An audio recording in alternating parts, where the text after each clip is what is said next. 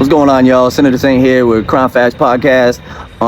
So I had a follower actually ask me if I could make a video of some of the craziest things that I've seen in the feds. So listen, y'all, this video is going to be a little bit longer because I wanted to go in depth on some stuff. So please, watch it, learn some stuff, and understand kind of where I came from in my last spot I was in. I really want to get into my life story and tell y'all my life story as well and how I grew up. And I'm going to get there. It's just a lot to unpack, A lot of people see me as, oh, he's a white boy, he's privileged, he's, he grew up rich, and that's just not the case. I went through a lot of stuff growing up and grew up in a broken family. My dad working hard to try to, take care of me, and had to stay with my grandparents for a long period of time. And I did what I could to, survive. And when I hit 12 years old, it was over with. I hit the streets and I just went running hard, you know what I mean? And, I was a party kid, and that's when I ended up catching a habit. But we're going to get into that story as well. Just keep tuning in, man. And I'll get to that point sooner or later. It's just, like I said, it's a lot. It's hard for me to talk about. And once I get there, y'all will see where I'm coming from and why I changed and why I did what I did and how it's made me a better man today. So, like I stated, I wasn't there too long, but I was there long enough to see some crazy stuff go down. We were on a non-active yard is what they called it. So because they had the SO program on there, it was a really weird yard. So they let them live, because if you touched any of them, it was an extra charge. But there were people there that were trying to go home, and this was at a medium. This was at Petersburg, Virginia. We ended up getting a new warden. And when we got that new warden, what he did was everybody that was eligible for a drop to come to the mediums from the USPs, they ended up going and getting transferred to Petersburg to do the RDAP program. And these were a lot of high-ranking gang members and a lot of very high political people and reps. So what they did was, once they got there, there was a big congregation where every car was out in the yard that day. And during that time, when everybody was congregating, everybody's trying to figure out what's going on, how we're gonna deal with the whole situation. In the end, they found out that there was a lot of rats that were in cars that should have never been in cars. They had to let the SOs still walk. There were a lot of transgenders there, but they had their own car. So that was kind of crazy to me. When they started cleaning up the yard, they ended up taking one dude, and I don't know what he did, so I can't really speak on it. But we were out in the yard, and they didn't shut the yard down or nothing because they didn't even know that it happened. They jumped this kid way back where people worked out in the field, and they ended up stabbing him up. They closed right down. We went inside, did our thing. All of a sudden, we're getting locked down. Well, we're getting locked down because we have a miscount, and they're looking for this one person. Well, this one person was out in the yard, just beat down and stuck outside with a couple wounds in him, and nobody even knew. Nobody said nothing. Nobody did anything. A lot of people got the misconception that a non-active yard is not dangerous. And the problem with a non-active yard is, especially where I was, because where I was basically DC County. So if you ever been to federal prison, you know about DC. Anybody from DC, they are a problem. They're nothing but issues. They start trouble. They think that prison is theirs because there's so many of them. And they all stick together. After all of that had happened, a lot of the crazy stuff that was going on, because there was a hands-on policy instead of a no hands-on policy, like a lot of the political USPs, there was literally no structure. So because there was no structure, people think that it's easier to walk the yard, and it's not, because you never know. They don't have to go to your rep and say, hey, listen, we got a problem. Some of them do, because they do it out of respect and they've been to USPs. But a lot of the DC boys, they won't do that. If they got a problem with you, they're coming for you, and you're not even gonna know it. We had a lot of problems with them running up in people's cells and robbing them. A real big problem that was getting us locked down was people epping out on that Deuce, on that K2. We had a real big problem with that. We had one guy that was really kind of like, he was on his own, but it was a white dude. And we wanted him in the white car because he was a righteous dude. His paperwork was all good. He ended up getting this young kid into his cell, and they were deuce heads. So that's why we didn't keep him in the car. And what ended up happening was he got in there with this kid, and they're smoking, and this kid's got a lot of money. His parents are sending him money over and over and over again. So one day I walk in and they got a sheet up. Now I don't see this young boy. I just see the sheet and the old man. And this old man was straight as a board. And this young boy, got turned out. When I mean turned out, this man fell in love with him. The young boy ended up going to SEG. He did everything he can. He came to the white boys, asked them to get for us to try to help get him out, because in the feds, there's something called bonding an inmate out. If there are two people from two different cars that had an issue, and you go to the captain and you explain the situation and that the situation is over with, you are able to get that person out of SEG. So we were able to bond people out. We were able to bond our own people out. That was probably one of the craziest things, because that was my boy, man. And then the next thing you know, he's just a buyer. He was somebody who just bought deuce from us, and that was it. And we kind of put him on the back burner. Another crazy thing when I first got there was, because it was a non-active yard, white boys had their own table. And there was this dude there, big dude, and he was a trucker. And I never knew what his charges were. I just got there. I wasn't about to start asking people for paperwork. Like this is the first time I've ever been in feds. I'm just learning the ropes.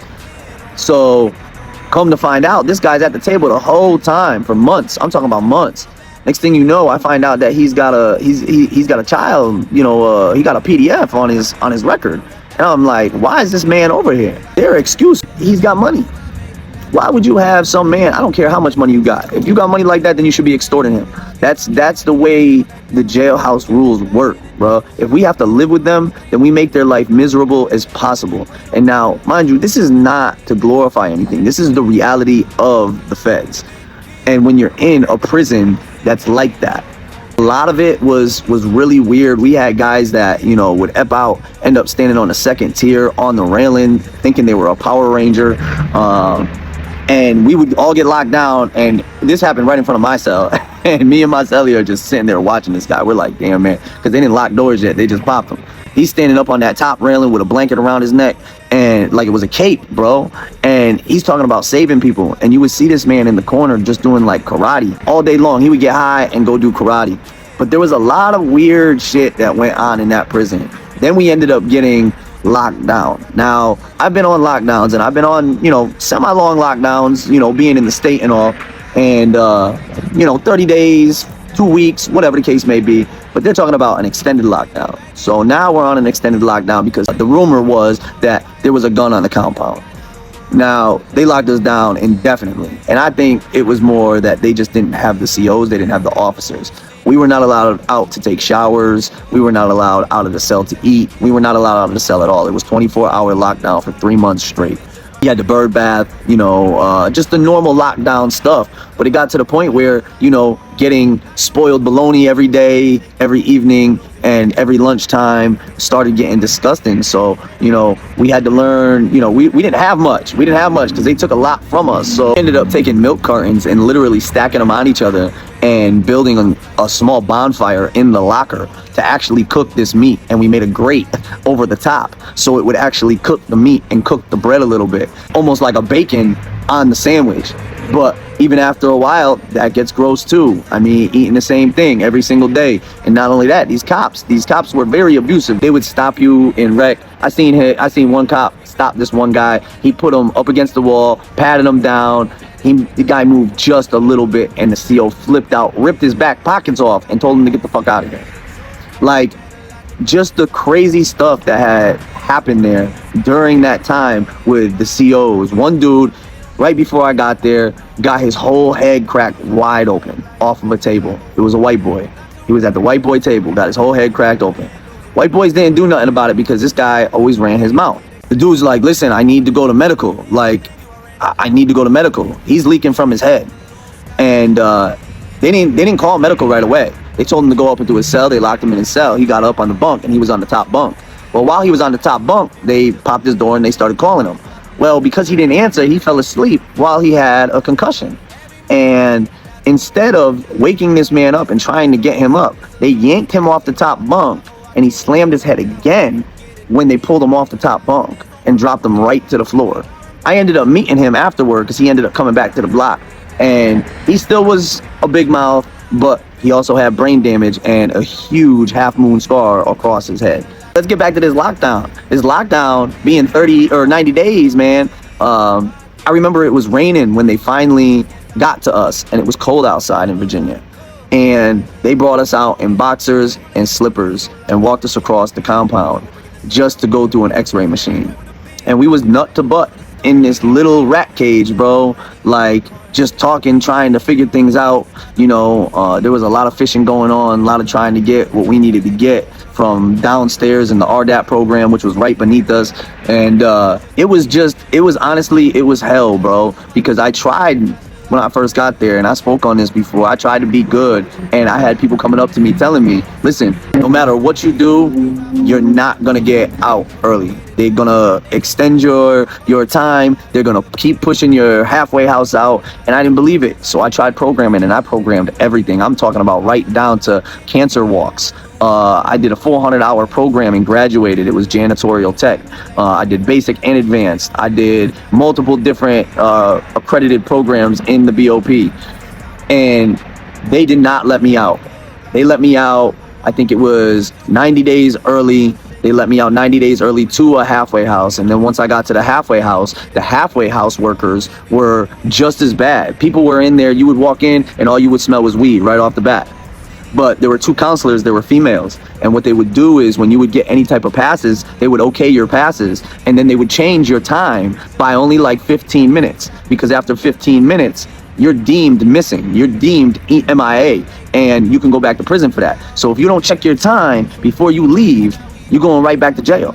They had zero tolerance for that. Then they had people drinking in there, getting into fights. It was honestly the first time I said, listen, I just got to get out. I can't do this no more. This isn't me. This just is not me. I don't got another bit in me, bro. I'm 43 years old. I got nothing to show for it. I got some nice clothes and a new car, and I don't even own the car, bro. Like, I live in a 1-bedroom apartment, and I struggle, you know what I mean? The money I spend on myself is literally, I'll buy myself some clothes and sneakers. I'm a sneakerhead, so, you know, and I collect hats and things like that. I finally made it home, and they had me checking in every day, every time I left the house, every time I got back to the house. And I had a job the whole time.